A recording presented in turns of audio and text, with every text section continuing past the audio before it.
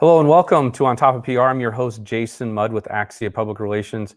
You have made a wise decision by tuning into our podcast today. We are joined by Gideon from PR Week, and we're talking about what he is seeing from his lens over top of the PR industry. And we're talking about trends and what the future might look like for the PR profession. The future looks bright, and Gideon's going to tell us more. Here we go. Welcome to On Top of PR with Jason Mudd, presented by Review Maxer. Hello and welcome to On Top of PR. I'm your host, Jason Mudd with Axia Public Relations. Today we've got a special guest from PR Week. I'm joined by Gideon Fiddleside.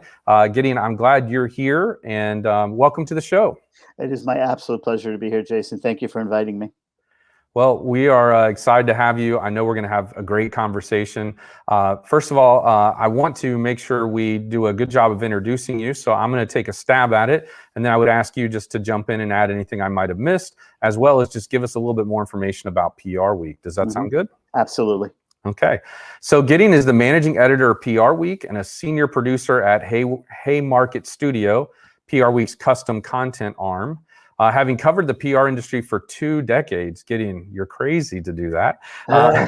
He brings insights into the industry that have been informed through his leadership on projects, including the annual agency business report, Best Places to Work, Salary Survey, Diversity Distinction in PR Awards, and the Comms Report in partnership with Cision.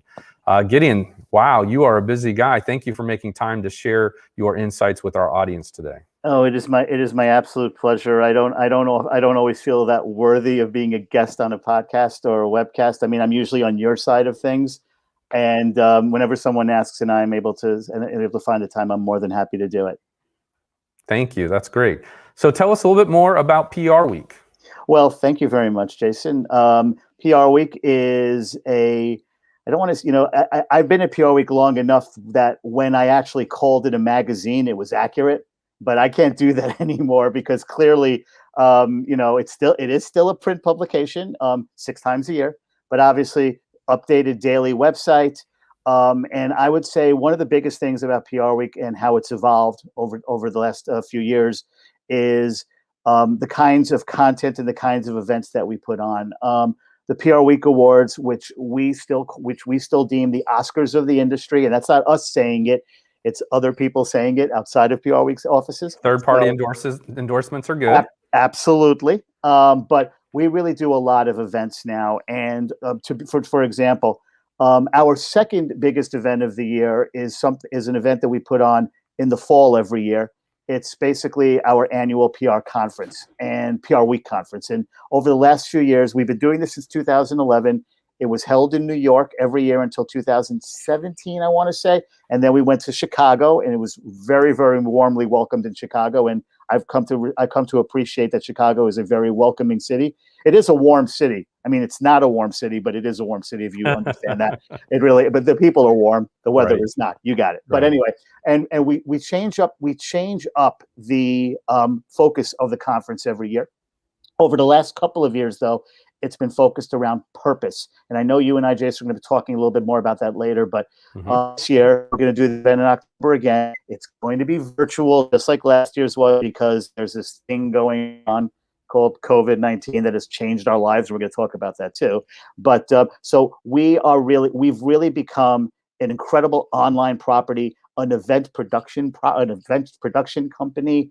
And one of the things that's always been constant, though, is that I believe PR Week is the B2B publication in this industry that really, really has its pulse on what is going on throughout the entire communications industry. And I'm talking about agencies. I'm talking about in-house departments and anyone else you could think of.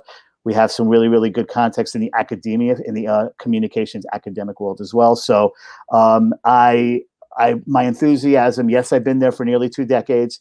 But my enthusiasm for working at PR Week, and I should say also working with so many professionals in the industry, has never been higher, because part of my role in the Haymarket Studio is working on custom sponsored partner content. So I work very, very closely with a lot of people who, some of them will probably listen to this podcast right now, and it's really, really a pleasure. I really, really sort of enjoy that. I guess it sort of makes me a pseudo salesperson, even though I don't sell. I just work on stuff that's sold. But Mhm. it's really, the way my role has evolved is really, really in line with how PR Week is involved, and it's really been kind of exciting, and that's why I'm so enthusiastic. Good.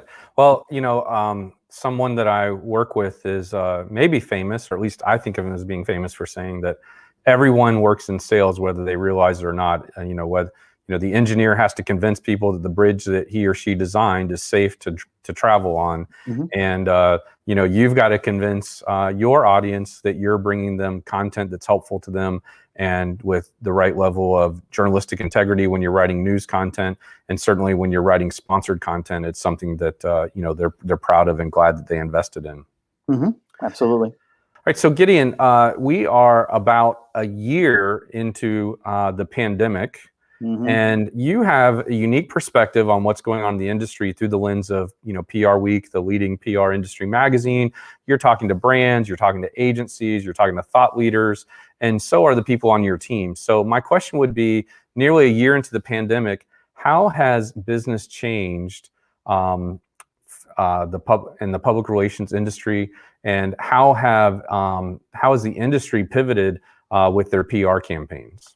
Wow. Well, okay. That's how much time you have. That's obviously a terrific question, and yeah, clearly last March changed everything it changed everything for everybody. But there's so many ways I could go with this, but I will tell you that.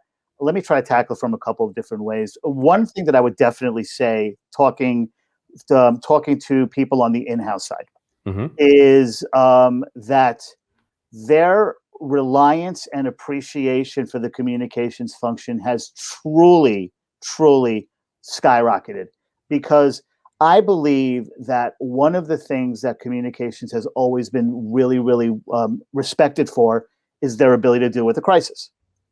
Now, of course, that has been magnified since the COVID-19 started, because basically every day is a crisis now, because this pandemic has changed the way.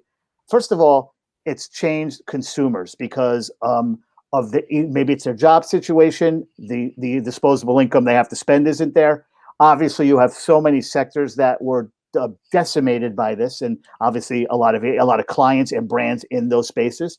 Right. And of course, you can't also forget that everything that was always worked on in an office face to face, Hmm. everyone's working remotely now. And that has really, really created so many different challenges. So I really, really feel that, based on various conversations that I've had, one of the things which is really interesting is how many brand leaders had conversations with their communications, in-house and agency partners, starting in March and going forward, that were very, very different. They weren't just talking about being creative and having great campaigns like PR teams and PR agencies are always great at doing.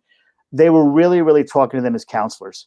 And communicators were really, really becoming one of the key voices that the C-suite was listening to, in terms of not just campaigns, but in terms of employee engagement, in terms of so many other key things. I mean, the way companies were running their business, communications, I believe, based on conversations that I had, was having a bigger impact on that. And I mean, I think that's a huge, huge change. And frankly, in as much as we don't know what normal is going to look like when enough people have been vaccinated for us to go back to our offices, even on a part-time level, we don't Hmm. know what it's going to look like. Our world, I like to say that there are so many events that happen in the world that people say this is going to change the way we live forever. And somehow it doesn't quite do that.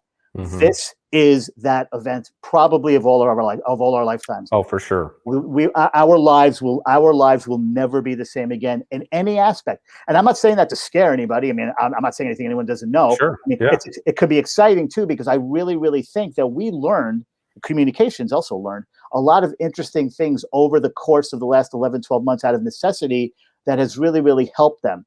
And I will say this, and I don't mean to say this in a pluggy way, but what's really, really good is, look, last March was scary for everybody. I'm sure it was Yes. scary for you, Jason. It was scary for me and PR Week. And I know it was scary for a lot of brands and agencies, where they basically had to rethink what their goals were Right. immediately, day to day.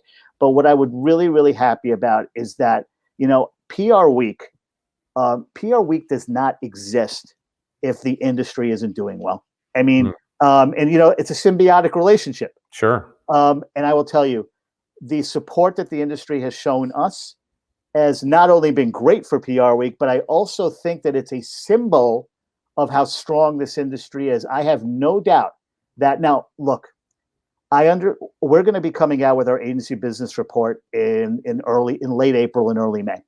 We are going to be coming out with our salary survey in late March, early April. I am not going to sit here and tell you that the numbers are not going to be what you might think they are. Salaries were clearly affected by what happened and what's still happening. Agency revenues are clearly affected. You can go on PeerWeek.com right now and see some reports already about individual agencies and some holding companies talking about what happened last year. It wasn't a great year. I mean, how could it be? Well, unless you worked in the healthcare sector. Right. Then you right. then you probably had a really, really good year. But overall, yeah. But you know what though? This industry, it went into survival mode really, really quickly. And I think now things are really, really looking up. And I think Mhm. the communications industry is really, really poised to really, really do some amazing things and see some amazing successes in the near and distant future. Yeah, you mentioned, that the agencies you cover, that many of them are struggling. And, there's an agency industry advisor consultant named Drew McClellan, and he's a friend of mine. He's been on the show before. Great guy.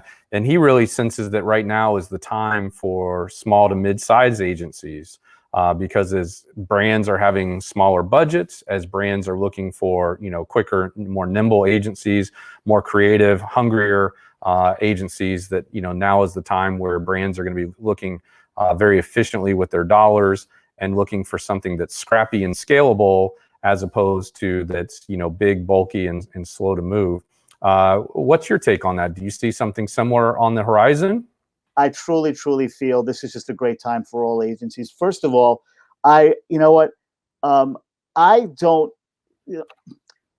Small agencies have so many capabilities these days that I hardly even look at them as small anymore. I mean, they could do so much with technology. Technology has been an incredible equalizer in a lot of ways that For sure. gives small agencies the opportunity to do some really big things. Hmm. And I also feel that, one of the great things about big agencies is that, they've really, really become quite adept at operating in a very small agency way in terms of the attention that they give to clients. So, I think this is a great time to be an agent. Listen, I clearly already stated I think it's a great time to be in communications. And I will also say one other thing. So anyway, I'm sorry, let me go back to what you were saying. As far as agencies are concerned, this is a wonderful time to be an agency. And I think if you're a client looking for an agency to either do some one-off assignment or maybe you're looking for an AOR or something like that, look, I think you have, right now, I do think that you have the opportunity to go after big agencies and small agencies and look at them, and they really, really compare pretty well. And you have wonderful opportunities no matter what agency that you work with. So I think that's really exciting. But one of the other things that I want to say also is that I've also another group of people that I speak to quite regularly are people in the executive recruitment side of this industry who focus on communications. And I will tell you, one of them was telling me that his business is. Maybe saying it's never been better is a little bit hyperbolic, but it's close because Right. people are starting to hire again now. I mean, I am not saying that is across the board, but I mean, hiring was not a big thing when this first started last March, but things are getting better from that front too. So again, I mean, I really, I'm not necessarily a glass half full guy overall. I mean, Okay. I'm a Met fan, so Ah, glass half full, not really. But when it comes to this industry, I think the glass is more than half full. I really, really think there's some really, really great things, and the business world is really, really understanding that. And I think mhm. it's an exciting time to be in PR. It really is. Yeah. Absolutely. Well, on the National League side, I am a huge Mets fan, and Oh, cool. yeah. I don't know why, but I was attracted to the Mets when Greg Jeffries was coming up, and Wow. yeah, that's a throwback, right? And yeah, but I even liked them before that. In '86, I was cheering for them for sure. So Yeah, I go back further than that. I mean, I go back to the Craig Swan, Steve Henderson, Felix oh Millan wow, days. okay, yeah. Yeah, it's bad, and I will tell you. I know I'm sure some people are. This might be a good time to go to the bathroom, but I would not be married today if it weren't for the Mets. No, I didn't get introduced to my wife because of the Mets, but she's actually her and Wow. her family are big Met fans, and they always joke with me. If you were a Yankee fan, this wouldn't have happened. And I don't know if they're serious or not, but I'm glad I didn't have to find out. So yeah, That's funny. the Mets are very important to the Fiddleside family. Yes. Good, excellent, excellent. All right, well, we're going to take a quick break here and then come back on the other side with more questions with Gideon from PR Week. You're listening to On Top of PR with your host, Jason Mudd. Jason is a trusted advisor to some of America's most admired and fastest growing brands. He is the managing partner at Axia Public Relations, a PR agency that guides news, social, and web strategies for national companies. And now, back to the show. Hello and welcome back to On Top of PR. I'm your host, Jason Mudd. I'm joined by Gideon from PR Week. And before we jump right back in, I want to say thank you to our sponsor, ReviewMaxer. ReviewMaxer is software you can use to monitor, manage, and promote your online reviews. They are friends of our show, and they have a special offer for our fans. If you go to reviewmaxer.com/on top of PR, they're going to have a special offer there that is for listeners and fans and viewers of On Top of PR exclusively. So I hope you'll take advantage of that opportunity. Please tell them we sent you. And now back to the show. All right, Gideon, we were just talking about the pandemic, how it's changed the PR industry. You shared some interesting insights that you were seeing. Can you tell me, are you seeing any campaigns in the PR space that you think are creative, timely, and relevant to what's going on in the world today? Is anybody just crushing it from a PR campaign standpoint that we should be taking a close look at and seeing what they're doing and learning from them? Well, that's I really, really think there's so much exciting stuff going on from that going on in that front. So part of me, one of the things I'm going to point to right now, and this is actually very timely to what we're doing today, is, and you can see this on prweek.com, is Wendy's. Wendy's has always been a very creative company, and I do apologize to any Wendy's competitors out there. This is not necessarily an endorsement of their food or anything, even though it's fine. Yeah. But they were talking about National Roast Day, and they brought it to TikTok for the first time. And I realized that towards the end of the recent administration, there was some talk about TikTok, and maybe people, America, because it's a Chinese-based company, there's some issues with that. But Right. I think what's really, really interesting is a company like Wendy's. They've always been very, very clever when it comes to adopting the newest social media platforms and really, really taking advantage of that. Yes. And they're doing it again with TikTok, and I think that's a wonderful example. And again, it really shows that one of the things that whenever you have conversations about PR versus marketing, and I hate saying that because they're really supposed to work together, and they often do. Sure. But one of the things PR has always been able to hang its hat on is its social media prowess.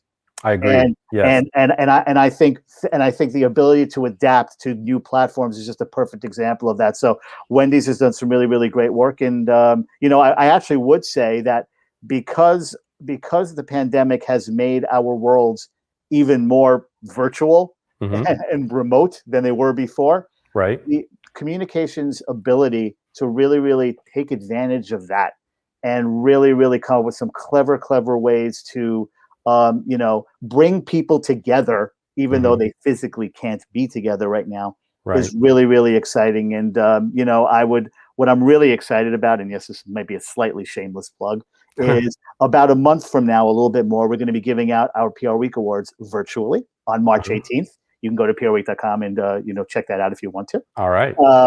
Sorry, I'm a PR guy. Oh, I'm a PR guy, right? So, but anyway, with some amazing campaigns, the best work from the last year. And I think if you're asking me about what some of the best campaigns were, you're going to check that out, and you can see all of the shortlisted finalists really, really did some amazing work. So again, while we were talking about everything else before, creatively, I think PR is on top of its game right now.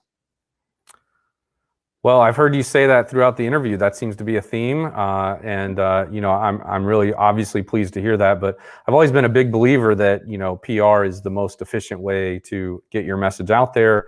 It's certainly the most efficient way, in my experience and opinion, to spend your marketing dollars. Which is why when I first moved out from journalism into PR and then into marketing, I really just saw, man, PR is so much more effective, in so many ways. And the other thing I tell people a lot, Steve Jobs is famous for saying great PR educates. And I've always thought, great PR solves problems and helps communicate and, or educate, depending on how you want to view that. But yeah, I mean, I think it is an exciting time to be in PR. You mentioned earlier how busy PR people got to be during the pandemic. And I can tell you, yes, absolutely. March, April, May, we're just crazy busy. And for the first time ever, it seemed like the high demand was not only for external communications, but also a ton of demand for internal communications, as you alluded to earlier. So absolutely. Yeah. So as business begins to return to normal, certainly depending on the speed of vaccinations being administered and other factors, what are kind of the things you're watching in the PR industry, as well as in PR campaigns that you anticipate will be? How do you expect campaigns will be different and PR practitioners' roles will be? Well, okay, I'm really, really glad you asked that, because I think that another thing that the pandemic has done, it has brought attention to certain aspects of the business world, that communications has a huge role in. And I think you will see this reflected in campaigns. And I'm even going to give a tip of the cap to the advertising world, because I think one of the things that I've definitely noticed a lot more in the last year or two is you see a lot of interracial couples being highlighted in a lot of ad campaigns. And I think that's great. And I think it's, I think everyone knows that this country is definitely, I believe a very recent a projection by the United States Census Bureau is that this country is going to be minority white by 2045.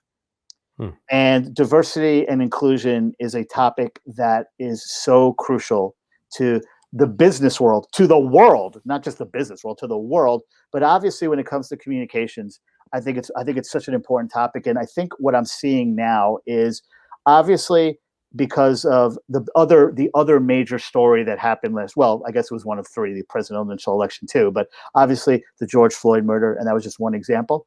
And I really, really think that really, really made a lot more people pay attention to how important it is that this country become more diverse, more inclusive, more equitable, and more just to everybody. And that is important in the communications industry as well. The communications industry, like a lot of other sectors, it's trying to do better on the diversity and inclusion front, but there's still a long way to go. But what I am noticing, though, is that a lot more companies, and I include agencies in those as well, are really, really focusing on this a lot more in a very, very serious way. And I'm just going to give you one example. One thing that I notice, and by the way, if I'm going to give any piece of advice out there, this might be the one thing. All right. The one thing that I am noticing a lot on the agency side, especially, but also on the in-house side, is that now you are seeing a lot more companies with chief diversity officers or chief diversity and inclusion officers, or some title such as that.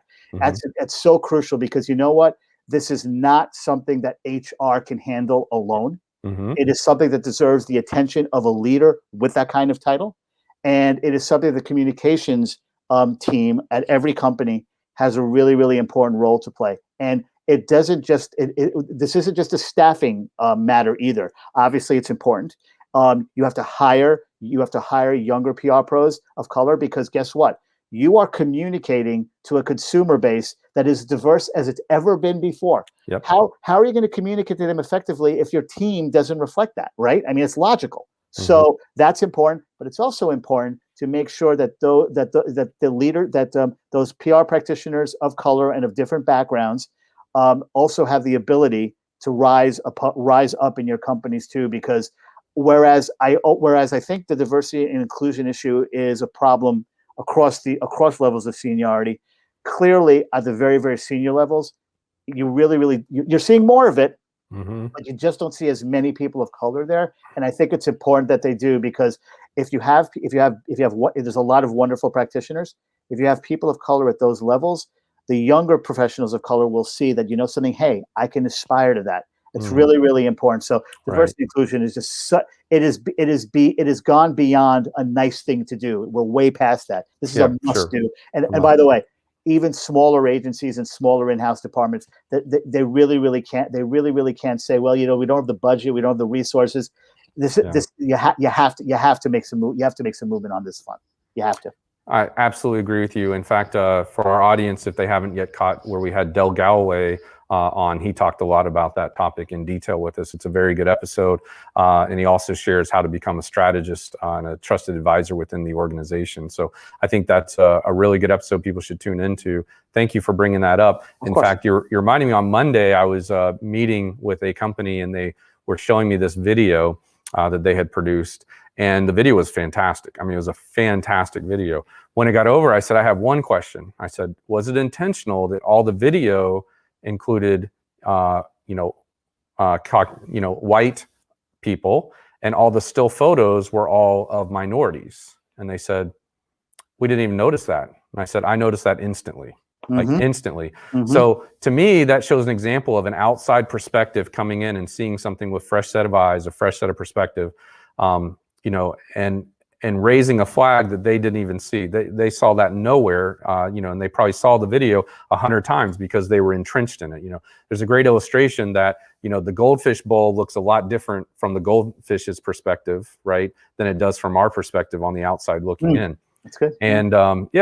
And anyway, they just said, we didn't even notice that this video has been out there. We're airing it on TV. We're doing all these other things and these activities. And I said, well, you might want to, edit it up a little bit, because I noticed that right away. And again, to your point, diversity of opinion and insights are very valuable and can come from many people. So I'm trying as an agency leader and advisor to clients, be mindful of that all the time. Good. And looking at it through those lenses. My lenses are not perfect at all.